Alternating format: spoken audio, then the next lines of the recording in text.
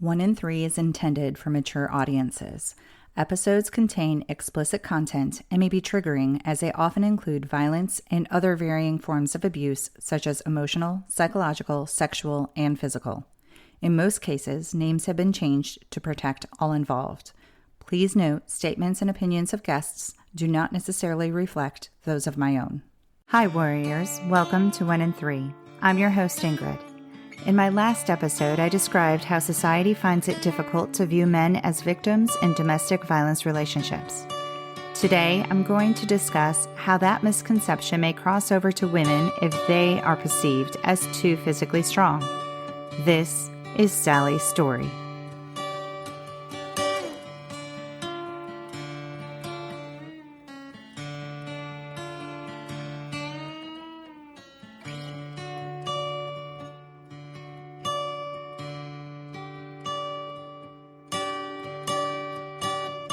Sally McNeil was born in 1960 in Allentown, Pennsylvania. As a child, she suffered physical abuse from her stepfather. She kept most of the details to herself, only confiding some to one close friend. Later, Sally was able to find stability in athletics. She was on her school's swim and diving teams, as well as track. Once she graduated high school, she attended college with a plan of becoming a gym teacher. Unfortunately, she ran out of funds with less than a year left and had to drop out.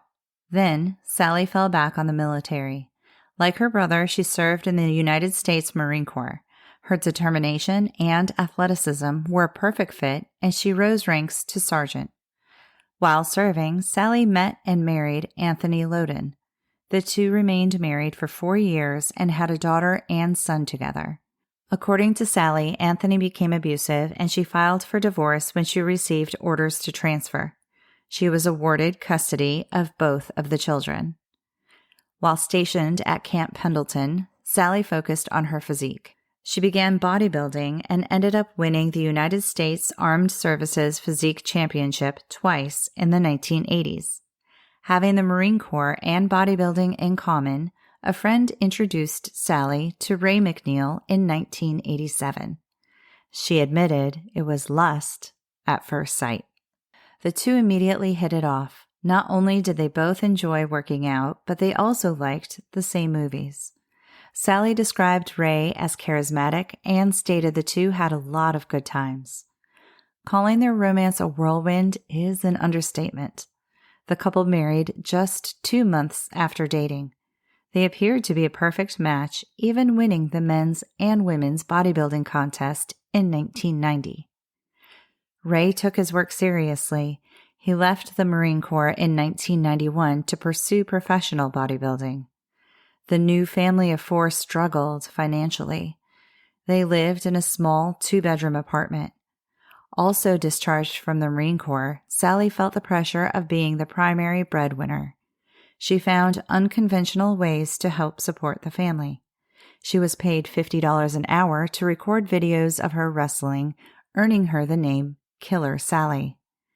Ray was okay with this, as it brought steady income into the household and allowed him to continue focusing on bodybuilding.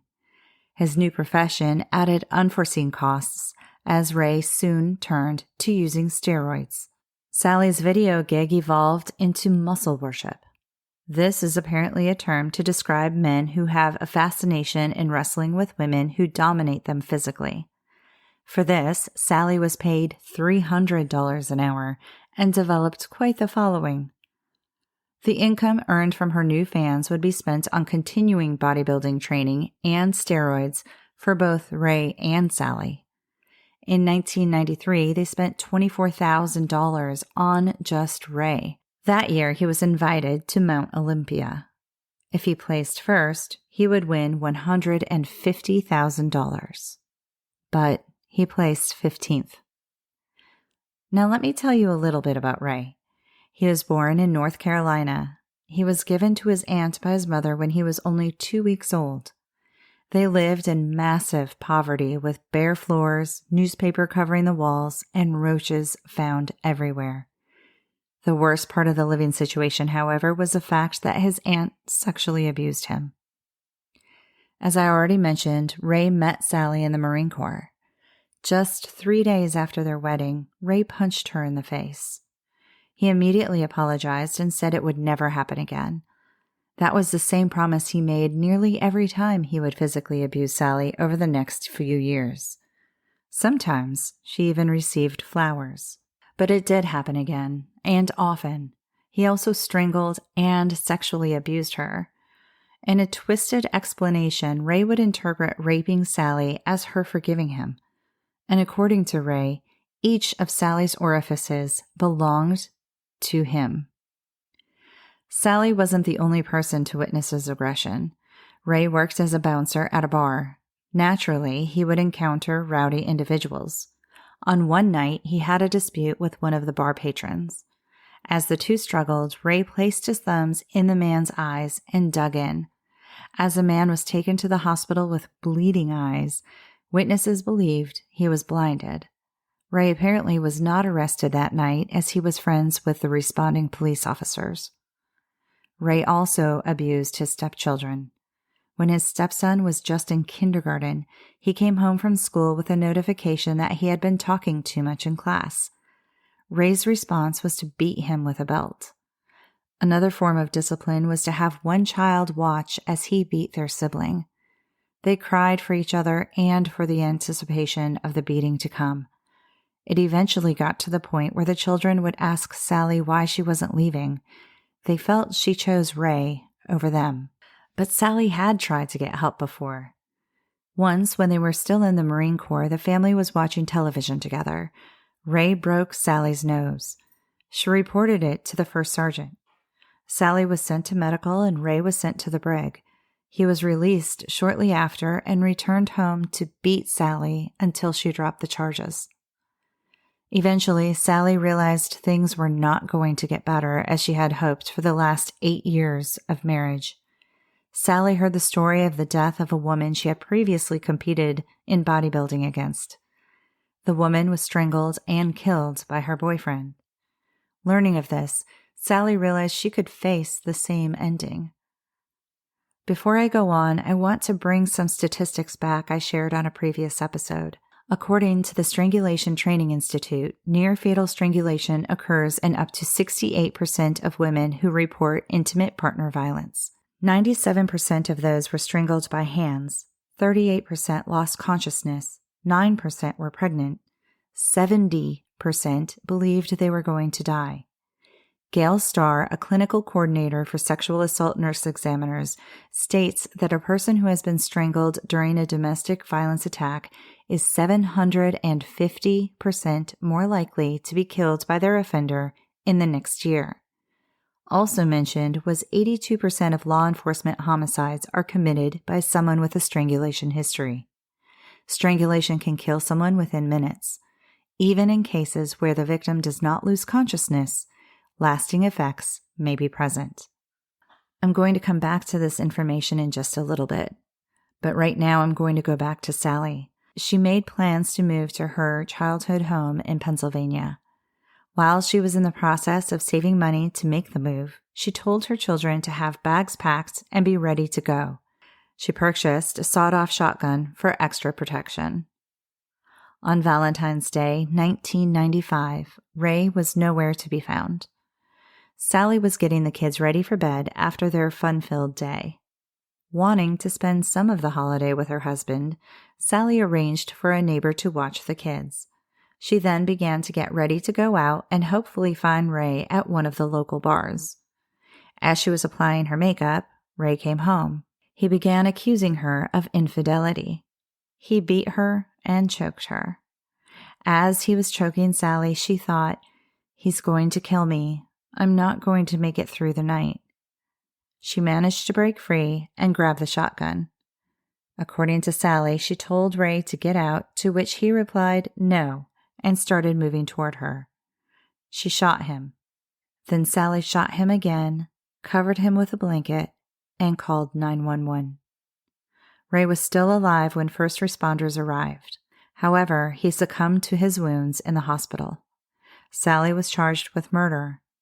While awaiting her trial, her children were sent from California to Pennsylvania in order to live with Sally's parents. As we typically see in court cases, both the prosecuting and defense teams do their best to demonize the other. And the district attorney was flawless in his presentation. He was able to design a ruthless, jealous, abusive woman named Killer Sally. Now, I'm not here to negate testimonies or documents describing Sally's personality or behavior. I am here to share a story of domestic violence. Violence that Sally's 12-year-old daughter testified to during that trial. She tearfully described how Ray was choking her mom that fateful night. She knew he was choking her because she recognized the familiar sounds. But her testimony was one of the very few Sally had on her side. You see, Sally, like many victims, kept her abuse a secret from most. Her previously broken arms, broken nose, and bruises should have been enough to prove her abuse. It wasn't. Remember, Ray was charismatic. He had an entourage of witnesses willing to testify to his good character and Sally's aggression. I don't want to dive too deep into the details of the trial, but there are a few comments I wanted to highlight. Between the media and the district attorney, Sally was defined as a woman who didn't look like she could be battered. It was thought that, quote, a violent person could not be a battered woman. The district attorney said to me, I didn't see a great deal of remorse, nor do I see the fearful battered wife she claims to be. He then inferred she was using the abuse excuse. The comment that sticks out most to me, though, is also from the district attorney.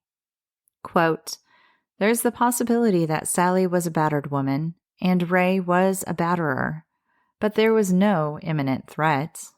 End quote. No imminent threat. Yet statistically, and I told you I would come back to this, Sally was 750% more likely to be dead within the year. Choking can kill an individual within just minutes. Sally was sentenced in 1996 to 19 years to life for second-degree murder. Second-degree murder is murder with malicious intent, but is not premeditated. Sally was released in 2020 after serving 25 years. I would love to say the legal system has improved in terms of understanding domestic violence since the 1990s, but if you have listened to previous episodes in this podcast, you realize that is not so true. There have been developments such as the passing of the Domestic Violence Survivors Justice Act in some states, but there's still a lot of work to be done. I don't want the only takeaway from this episode to be the fact that the justice system needs to do better, though. It is important to look at something else here. In many, not all, domestic violence cases, there is a history of generational and repeated violence. We see this in Sally's family. She was abused as a child. Her first husband abused her. Her second husband abused her. Her daughter found herself in an abusive marriage.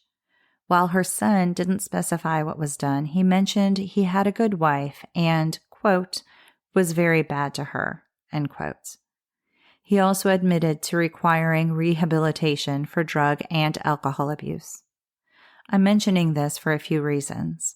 One, as victims, we need to truly know ourselves. We need to learn what our boundaries are and develop the confidence within to set and stick to those boundaries. We need to heal and love ourselves to develop strong and healthy relationships going forward. Second, please be aware that your relationships, good or bad, influence your children. They are watching what is happening to you and how you are responding to it. And one more thing. I have said this before. The abuse always escalates. There is a fine line between an outcome of life-altering injuries, murder, homicide and self-defense with resultant prison time, family annihilation, or leaving. Leaving isn't easy and sometimes feels impossible. Find your resources. There are domestic violence hotlines in nearly every country, some of which I was able to list on the 1 in 3 website. Talk to your friends. family, colleagues, anyone who will listen. Do what you need to do to get and keep yourself safe because you matter in the world. Okay, I will hop off my soapbox now.